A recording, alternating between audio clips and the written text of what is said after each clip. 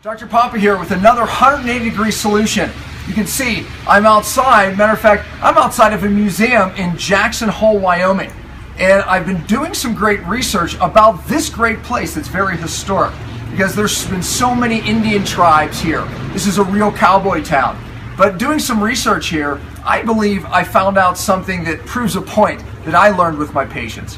You know, something I've been talking about and researching lately, I should say, is the stress and rest hypothesis, or fast and famine hypothesis. You know, where we have abundance of foods at time, of plenty, and then there's times where we don't have a lot of food. I believe that our bodies are set up for such times. Matter of fact, I believe it actually helps our health.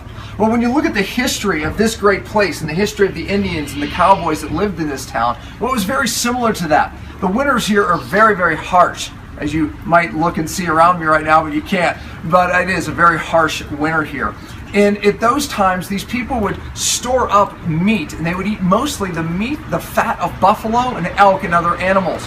They really didn't have a lot of vegetables at that time. But when summer and spring came, now it opened up the diet to many different types of vegetables, plants, etc.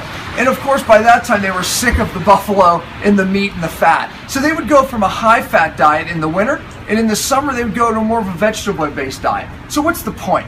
The point is that when I work with very challenged people with weight loss resistance, I see that this type of thing works even for them. Meaning that we go from a diet that our body almost thinks it's starving, and that's in this ketotic state where we're burning mostly fat for energy, a very high-fat diet. And again, if you've read my articles on ketosis, it really emulates that type of diet.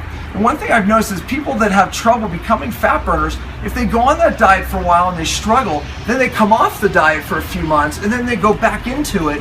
When they go back into it, something magical happens. All of a sudden they get into ketosis and they become a very efficient fat burner. Well, I believe the history here shows that a diet like this is actually very, very beneficial, and it actually helps us from a health standpoint. I know this, when you look at anti-aging and living longer, times of rest and times of almost starvation, if you will, actually help us live longer. So when we reduce calories, like they did here in the Indians and the cowboys during the winter months, then they had times of plenty.